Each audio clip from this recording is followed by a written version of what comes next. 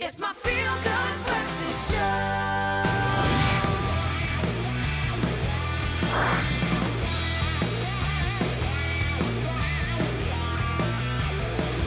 Oh, well, listen, that means it's time for us to get into our movies for today with the one and only JP Sebastian. I have to say, I'm quite excited for the preview of Spencer. Yeah. Princess Diana. She's fascinating to you. She's very fascinating. Obviously, I was extremely young when she passed, but I mean, her legacy has been something that's fascinated me. I watched The Crown, and of course, that is also a different portrayal, and there's a bit of fiction there's so to many it. ways people are trying to talk about that institution.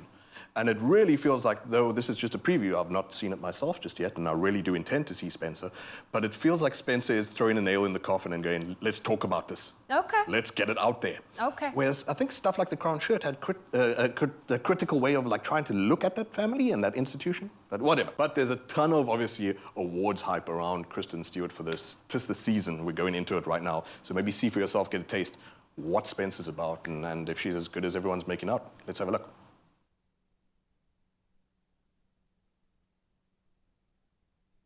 Mummy, why do we have to open our presents on Christmas Eve? Why not Christmas Day like everybody else? You know, at school you do tenses. Yeah. It's the past, the present, future. Right. Well, here, there is only one tense. There is no future.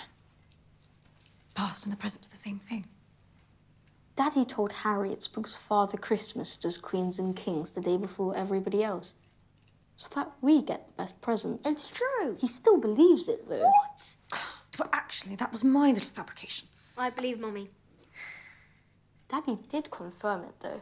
Oh, if Daddy confirmed it, then it must be true. Yes, of course it is. You two are both gonna get coal for Christmas. Can we go to the house where you used to live? It's boarded up. It's dangerous, apparently. They said, it's dangerous, you know? And there was voices, like doors closing. Did Granny order that? Man, the others are waiting.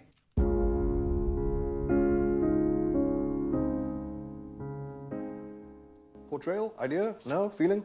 Not I love seeing her like this. She's doing a good job. How does she get that restraint? There's a feeling of, like, half of what she's doing is script, the rest is breath control. And I mean that as a compliment.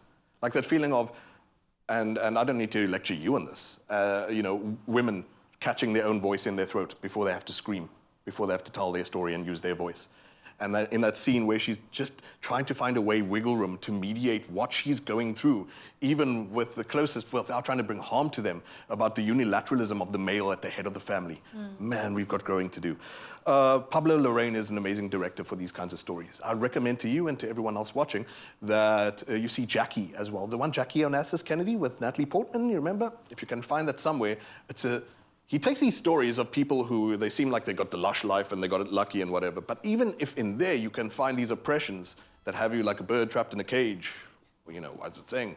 You're making life hard for yourself if you're going to film Lady Di. You're not even going to do the part we all remember, which is the tunnel. Yes. You're going to do the Christmas party with the family, which I think right now the Queen is at, the same house, not Belmarsh, that's a prison. I don't know the royal family. Hey, maybe they needed colonial vestigial power. No, there's a family retreat that they go to for Christmas. And so he chooses a person who's hard to be like, it's the same oppression, and B, it's, you know, a story that's not the fireworks of the paparazzi in the tunnel kind of thing. And if you can get that right the way he did with Jackie, he's an amazing director, Pablo Larraín. Enjoy everything he does. But I'm seriously hopeful for Kristen Stewart after a portrayal like this, which I will see myself, but all the tasters that we're getting, she looks so incredible at what she does. Goodness, I mean, just looking at the previews, they've really done an excellent job. With the design. The costume. With the feel. Pablo Larraín, this director, he's all about feel. He loves movies. Like another one you should try and watch if you can find it. It's just called No. N-O. No in Spanish. No. Again, he's capturing a time and a feel. You don't remember things by data and by details. So he doesn't go, well, my car's parked there and whatever. Like, memory's nebulous and it's fluid. It's about memory's a feeling. And so he takes you to a feeling by A, the textures of the lens, B, the costumes, like you said, the production design, like you said. He immerses you in a way at a time and a place of what this person was going through, where she felt entirely trapped. And even now, 2021, we're still trying to talk about, wait, even this person struggles with patriarchy with anyway, sorry, like it even resonates for me as a man. Like I can get lost in just looking at the costumes, and of course, I'm fascinated by Kristen's portrayal of Princess Diana. Like, it's unbelievable. yeah, the transformation. But what a dedicated actress. I think we can put behind us now all that, oh, Bella the vampire kind of stuff. Yeah, She's outgrown that. and people got to make money somehow. You're a teenager, go do a vampire movie, have fun. You can enjoy Twilight. They nearly called it Twister. I'm that old, I'm very confused. But man, the growth that this lady is experiencing. She's got a Golden Globe nomination thus far. Ooh. And she definitely will be nominated for an Oscar too. We'll see when the time comes. We're in the season. Do you want another taster from Yes, Spencer? please. Sorry. I'm here I've for been doing all more. sorts of self-righteous, like rambling and whatever. Let me talk about the movie. Good grief. It comes out this Friday, which is tomorrow. And here's another scene now. This is a bit more tension. She was using the word tense so often in the previous scene of her talking with Charles about the two people you need to be. No, Spencer. let's take a look. Yesterday, you arrived after the Queen. I got lost. Oh, how could you get lost? You've lived over the hill for years. It looks different now. Everything looks different. You sure you went late yesterday because you were delayed by someone? Why would you think I got delayed by someone? Oh, come on, come on. They are circling us. Didn't you know? Don't you read? It seems they're circling just me. Not you. Just me. The thing is, Diana, there has to be two of you. You know, there's two of me, there's two of Father, two of everyone. There's the real one and the one they take pictures of. You have to be able to make your body do things you hate. That you hate. Yes. For the good of the country. For the country. Yes, the people. Because they don't want us to be people.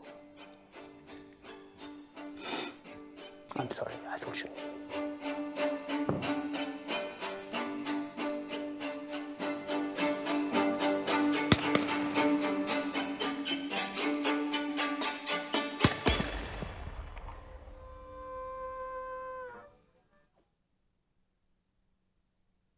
I thought she was gonna throw him with the ball. You know, hit the high point, hit the boiling point, and like everything else, you have to drop it. You have to be two people. You have to be a sock puppet for the designs of.